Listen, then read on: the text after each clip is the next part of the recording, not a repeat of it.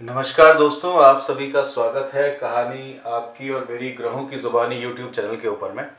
इसमें आज जो हम लोग बात करेंगे कि अक्टूबर का महीना वृषभ लग्न के लिए कैसा रहने वाला है।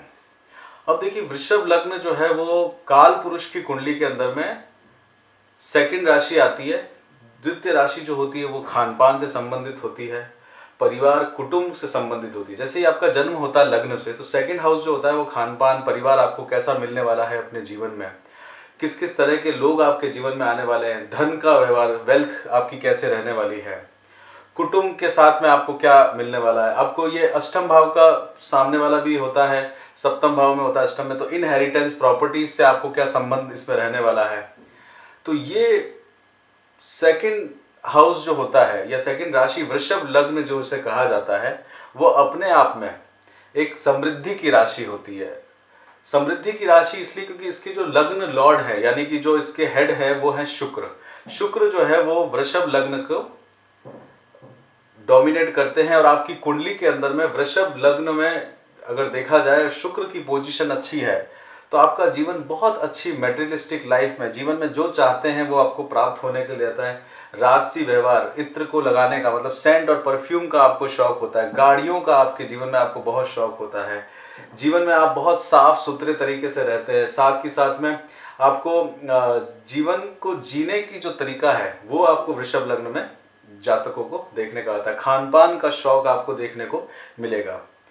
अब यहाँ पे आप देख सकते हैं कि जब पोजीशन देखें सारे ग्रहों की, तो आपके पहले लग्न के ऊपर में अभी जो है वो गुरु का गोचर चल रहा है। गुरु आपके वहां पे ट्रांजिशन चल रहा है और अक्टूबर के महीने में यानी कि 9 अक्टूबर को वो वक्री हो जाएंगे, वहां पे लग्न में वक्री हो जाएंगे। तो जैसे ही गुरु वक्री होते हैं, लग्न के अंदर में वक्री होते हैं 9 तारीख को, तो गुरु का बिहेवियर, गुरु जो है अपने शत्रु यानी कि शुक्र के जैसा व्यवहार करने लगते हैं। अब देखिए, गुरु जो है वो देव गुरु हैं और शुक्र जो है वो दानवों के गुरु हैं। तो दोनों जो है वो ब्राह्मण की तरह में आते हैं, ब्राह्मणों की तरह उनको देखा जाता है नक्षत्र और ग्रहों के अंदर में, और ज्ञान देने के कारक में आते हैं। अब क्या है, गुरु वक्री हो गए हैं तो उनका चेष्टा बल बहुत अधिक बढ़ जाएगा और ये लग्न के ऊपर में आएगा। तो ये समय आपके लिए रहेगा कि गुरु जब से ही वक्री होंगे, गुरु वक्री हो जाएंगे, तो उस समय में आपके जीवन के अंदर में बहुत बड़ा ट्रांजिशन आपको देखने को मिलेगा और ये आपको सावधानी से बिताने वाला समय है। इस समय में किसी भी तरह से आपको धोखा हो सकता है, इस समय में कोई भी तरह का आपको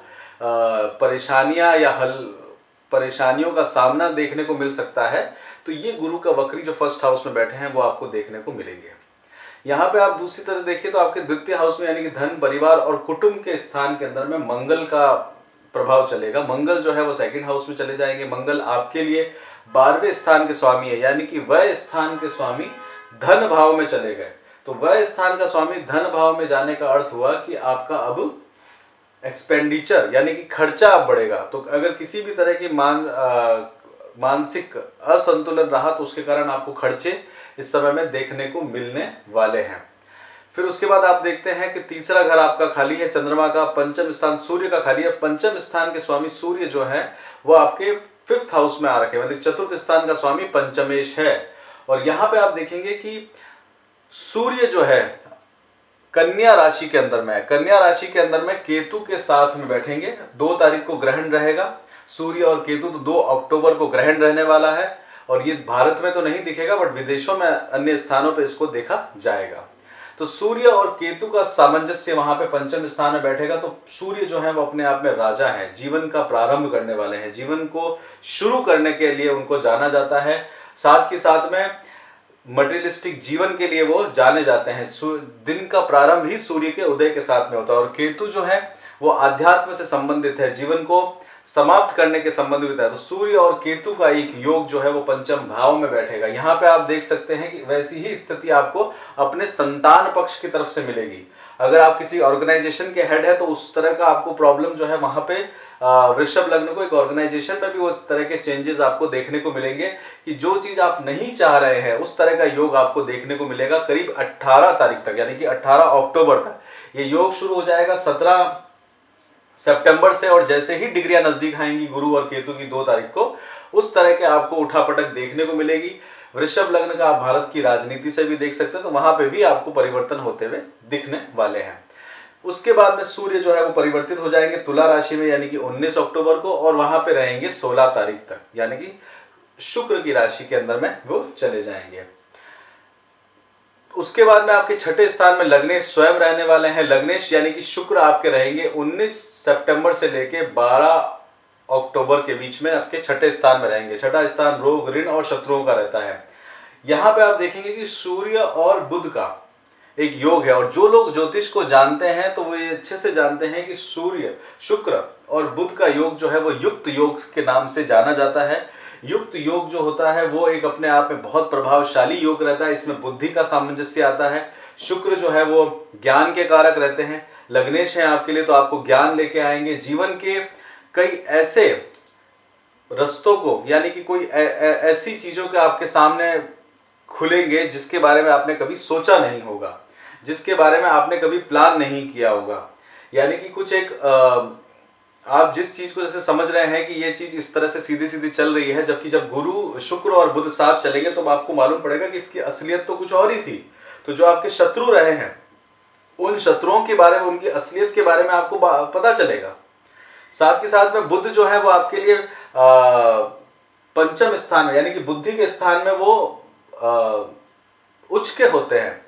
तो पंचमेश जो है वो अपने से द्वितीय हाउस के अंदर में है, तो अपनी बुद्धि के द्वारा आपको धन प्राप्त करने का तरीका मिलेगा। अगर आप कोई प्रोफेशन कर रहे हैं, क्योंकि अर्थ कोण के अंदर में शुक्र और बुध का ये योग बना है, तो धन कमाने के आपको नए नए योग इस समय देखने को मिलेंगे। पैसा आपको आने का योग इस समय में आपको लेके आएगा, चाहे कर्ज से लेके आना हो या कोई और कारण हो। मोस्ट प्रोबेबली तो कर्ज के थ्रू आएगा, बट एक पैसा अब आपको देखने को मिलने वाला है। तो ये सूर्य और बुध का युक्त योग रहेगा, जो कि आपको राजसिक तरीके से लेके जाएगा, मटेरियलिस्टिक चीजों की तरफ लेके जाएगा। हो सकता है कि आप अपने जीवन के अंदर में अपने वैभवशाली जीवन को जीने के लिए कर्ज को भी लेते हुए चले। उसके बाद आगे चलते हैं तो सप्तम स्थान का स्वामी, यानी कि सप्तमेश जो है वो मंगल जो है वो सेकंड हाउस में आ रखे हैं। तो मंगल के उपाय करिएगा। सप्तम स्थान जो रहता है वो कर्म स्थान से 10वां स्थान भी है, और सप्तम स्थान जो स्पाउस का भी रहता है, पार्टनर का भी रहता है, अपने लिटिगेशंस का भी रहता है, और सेकंड हाउस जो रहता है वो भी मारक स्थान के अंदर में आता है, क्योंकि तीसरे स्थान से 12वां स्थान रहता है। तो पराक्रम से 12वां स्थान जो रहेगा उसके अंदर में मारक दशा भी उसको कहते हैं। तो मंगल के उपाय आप अवश्य करिएगा। गाड़ी चलाते हुए अवश्य ध्यान दीजिएगा, क्योंकि सप्तम दृष्टि जो है मंगल की वो आपकी रहने वाली है अष्टम भाव पे। मंगल जो है वो चतुर्थ दृष्टि से सूर्य और केतु को देखेंगे, यानी कि वहां पे आपको बच्चों को प्रोटेक्ट करने का कोशिश करेंगे। बच्चों के साथ में उनकी एनर्जी आप बढ़ते हुए देखेंगे, तो बच्चों से बहस होने का कारण बनाता है ये। साथ के साथ में मंगल जो है वो आपके भाग्य स्थान पे भी देखेगा, यानी कि शनि की राशि में देखेगा, जहां पे मंगल उच्च के होते हैं। जहां पे मंगल उच्च के होते हैं वहां पे उनकी दृष्टि जाएगी, तो लंबी यात्राओं को भी वो दर्शाता है। शुक्र अपने आप में जो है लग्नेश है आपके छठे स्थान के अंदर में, तो वो आपको धन की प्राप्ति कराने का कार्य करेंगे। मंगल आपका धन को खर्च करने का कार्य करेंगे। मंगल कहां कहां पे धन का खर्च कर सकते हैं? मंगल आपको इंजीनियरिंग से रिलेटेड चीजों में खर्च करने को लेके जाएंगे, आपको ब्लड से रिलेटेड चीजों में लेके खर्च करने में लेके जाएंगे, छोटे भाई बहनों की तरफ में लेके जाएंगे। फौज वगैरह में है तो वहां पे आपको खर्च देखने को मिलने वाला है। शनि जो है वो आपके लिए कर्म स्थान में बैठे हुए, अपनी ही राशि के योग में है। पंच महापुरुष योग का निर्माण वहां पे कर रहे हैं, और शनि की तीसरी दृष्टि आपके जो है वह स्थान पे बनी हुई है। सप्तम दृष्टि घर के अंदर में बनी हुई है, जिम्मेदारी घर की बड़ी हुई है, और साथ के साथ में शनि की जो 10वीं दृष्टि है वो आपके स्पाउस के ऊपर बनी हुई, तो स्पाउस के भी हेल्थ का आपको ध्यान देने की आवश्यकता रहने वाली है। राहु आपके लिए 11वें स्थान में बैठे हुए हैं। राहु 11वें स्थान में बैठे हुए हैं।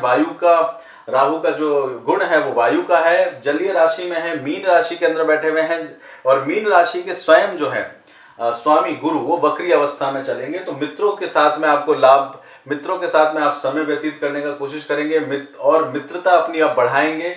साथ ही साथ में अपनी प्रॉपर्टी, अपनी वेल्थ को बढ़ाने के बारे में इस समय में आप सोच रहे हैं। किसी तरह से आप अपने जीवन में अपने आप को समृद्ध करें, चाहे वो इन्वेस्टमेंट के थ्रू करा जाए, चाहे वो आप देखेंगे कि आपको मित्रों की सहायता से आपको किया जाए, या फिर आप अपने बच्चों के स्पाउस के थ्रू उसको देखने का कोशिश करेंगे। और राहु बैठे हुए हैं तो वो एक इल्यूजन है, वो हो नहीं पाएगा। तो राहु के लिए जो है आपको उपाय करने की जरूरत है। जो भी आप अभी इन्वेस्टमेंट करें, अगर प्रॉपर्टी में इन्वेस्ट करते हैं, कोई विदेश की प्रॉपर्टी में इन्वेस्ट करते हैं, तो वहां पे सावधान रहने की आवश्यकता बनी रहेगी। चलिए डेट वाइज चलते हैं, कैसा रहेगा। 1 तारीख को चंद्रमा आपके पंचम स्थान में रहेंगे, यानी कि कन्या राशि में रहेंगे। 1 और 2 तारीख को कन्या राशि के अंदर में चंद्रमा का मूवमेंट रहेगा। संतान के लिए, मित्रों के लिए समय व्यतीत करते हुए आपका ये दिन जाने वाला है। इस दिन ग्रहण भी रहेगा, तो बहुत विशेष करके दान पुण्य करेगा, वो आपके लिए बेहतर अवस्था रहेगी इस समय में। अब तीसरे स्थान का स्वामी, यानी कि आपको तीसरा स्थान जो रहता है आपकी फैमिली से एक्सटेंडेड जो लोग रहते हैं उनसे भी मेल मिलाप आपको देखने को मिलेगा, यानी कि चाचा वगैरह से या परिवार में कुछ लोगों से मिलने का आपको मौका मिलेगा। पराक्रम से भरा हुआ दिन आपका ये रहने वाला है। 3 और 4 और 5 तारीख को चंद्रमा जो है आपके छठे स्थान में रहेंगे। इस दिन आपको किसी से लोन लेने की जरूरत हो तो लोन लेने की कोशिश आप करिएगा। युक्त योग बनेगा। शुक्र और चंद्रमा साथ में रहने वाले हैं, तो एक तरह का आपको फेवरेबल कंडीशन आपके लिए बनती हुई जाएगी। शुक्र जो है खुद की ही राशि में है, खुद की तुला राशि के अंदर में चल रहे हैं। 6 और 7 तारीख को चंद्रमा जो है वो आपके लिए सप्तम स्थान में जाएंगे। पार्टनरशिप के अंदर में आप देखेंगे लिटिगेशन वगैरह इस समय में हो सकता है, उससे रहेंगे। गुरु और चंद्रमा का एक गज केसरी योग यहाँ पे निर्माण करेगा, जिसके कारण आप कोई नई प्रोग्रेस की तरफ में लेके जाएंगे। गुरु वक्री होने की अवस्था में चल रहे हैं, तो किसी भी तरह का कोर्ट केस वगैरह से बचिएगा। साथ के साथ में अपने पार्टनर के साथ में लड़ाई ना करें, वो आपके लिए बेहतर रहेगा। 8, 9 और 10 तारीख को चंद्रमा आपके अष्टम भाव में चले जाएंगे। अष्टम भाव बहुत महत्वपूर्ण रहने वाला है आपके लिए। इस दिन यात्रा, गाड़ी चलाते हुए ध्यान दीजिएगा विशेष करके, ताकि आपका कोई एक्सीडेंट ना हो। इन 3 दिनों को विशेष करके अपने आप में, अपने डेट में लिख लीजिएगा। इस समय में आप देख सकते हैं कि 8, 9 और 10 तारीख को कोशिश करिएगा कि किसी से कर्जा ना ले तो बेहतर, या किसी को पैसे ना दे, क्योंकि गुरु वक्री हो चुके हैं, अष्टमेश वक्री हो चुके हैं, तो अचानक से धन का लाभ भी कई बार करवाते हैं और धन का नुकसान भी कराते हैं। अब ये जरूरी है कि आपका गुरु आपके चार्ट में कहाँ बैठा हुआ है। अगर गुरु आपके चार्ट में नवम स्थान में बैठा हुआ है तो धन का नुकसान या भाग्य का नुकसान उस समय में लेके वो आता है। 11, 12 तारीख को चंद्रमा जो है वो मकर राशि में चले जाएंगे। मकर राशि के अंदर में 10वें स्थान में यात्राएं आपको लेके आ सकती है। चंद्रमा शनि की राशि में चल रहे हैं। शनि स्वयं इस अवस्था के अंदर में है कि शनि आपके कर्म स्थान में बैठे हुए हैं, तो कर्म स्थान की वृद्धि लेके आएंगे। 13, 14 तारीख को चंद्रमा आपके लिए कुंभ राशि में रहेंगे। कुंभ राशि में कर्म स्थान से भरा हुआ दिन रहेगा। वहां पे कुछ खटपट भी आपके लिए हो सकती है, उससे सावधानी रखिए, बट ओवरऑल दिन जो है वो आपकी प्रोग्रेस के बना रहेगा। 15, 16 तारीख को मीन राशि में जाएंगे। मीन राशि के अंदर मित्रों से लाभ देखने को मिलेगा, नए कनेक्शन आपको देखने को इस दिन पाए जाएंगे। 17, 18 तारीख को आपके लिए 11वें 12वें स्थान में रहेंगे। व्यय से भरा हुआ दिन रहेगा। खर्चा इस दिन आपके लिए रह सकता है, सेहत का ध्यान रखिएगा। साथ के साथ में कोई बुखार वगैरह ना हो, उससे भी बचने का कोशिश आप इस दिन देख सकते हैं। 19, 20 तारीख को चंद्रमा लग्न में आ जाएंगे, सेकंड हाउस में आएंगे, गुरु के साथ में रहेंगे। गुरु इस समय ऑलरेडी वक्री हो चुके होंगे, और यहाँ पे आप देखेंगे कि आपके मन थोड़ा सा अनस्टेबल कंडीशन में बना रहेगा, तो उसको स्टेबल अवश्य करिएगा। इस समय में आपके जो है शुक्र जो है सप्तम भाव में आ जाएंगे, तो स्पाउस की विशेष करके लड़ाई ना करें तो बेहतर रहेगा। गुरु और शुक्र सामने सामने आ चुके होंगे। 21, 22 तारीख को चंद्रमा आपके सेकंड हाउस में चले जाएंगे, मिथुन राशि में चले जाएंगे, तो मंगल और चंद्रमा का एक तरह का लक्ष्मी योग आपको देखने को मिलेगा। खर्चा इस दिन आपका बना रहेगा। 23, 24 और 25 तारीख को आपके लिए पराक्रम से भरा हुआ दिन रहेगा। चंद्रमा स्वयं की राशि में है, किसी तीसरे बंदे का हेल्प आपको लेना पड़ सकता है आगे बढ़ने के लिए।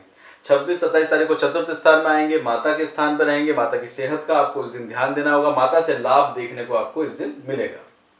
28, 29 और 30 तारीख को चंद्रमा आपके पंचम स्थान में जाएंगे। संतान के लिए जो चिंता बनी हुई है उस चिंता को निवारण करने का कोशिश इस समय में आप करेंगे। केतु रहेगा, थोड़ा सा चिंता संतान की प्रोग्रेस से आपको जो है वो प्रसन्नता नहीं हो रही होगी, क्योंकि केतु पंचम स्थान में चल रहे हैं।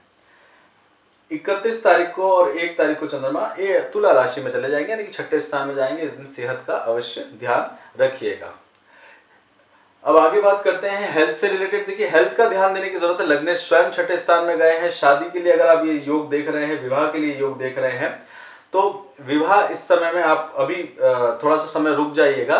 विवाह का अच्छा योग आपको बनेगा 13 अक्टूबर के बाद में आपको एक अच्छा योग बनेगा। पढ़ाई के लिए अगर आप सोच रहे हैं तो पढ़ाई के लिए एक अच्छे योग आपको बनते हुए दिख रहे हैं इस समय में।